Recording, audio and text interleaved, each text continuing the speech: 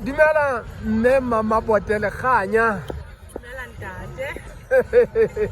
Ha se mo se mo ya tlile ha eno. Re thabile haholo ebile re motlotlo ko hona ntate. Eya Eya ntate. re le bone bomme ka dikobo tse ntle tse tala tsa dinare le fihla le hlaha ka hara seboka ka mane le etsa ntho e ntle ratwang ke setloholo.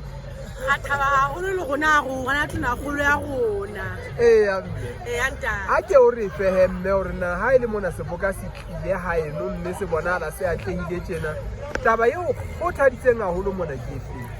Taba eo kgothaditseng haholo setolo ke hore ebe seboka se atlehile haholo. Ha qeta ebe re amoetse batho ba tshelang ka bongata haholo. Re motlotlo ko hona ntate re a leboha. Modulasetulo wa hao ke utlwile ntate Thethe ya re hona le makala a neng a sa tsamaileng paneng o ka kgutlile ka matla a maholo a kgutlile. A kgutlile ka matla haholo le baneng ba se ba ile pele fela le bona ba kgutlile re motlotlo ko hona. Ka hara bomme ba ba apereng jwalo ka wena na ke ditho tsa lekgotla kapa tjhe ke ditho tsa Ke ditho tsa lekgotla haholo mme ke tlo etsa ka matla ohle hore be keteletse ba ditotla.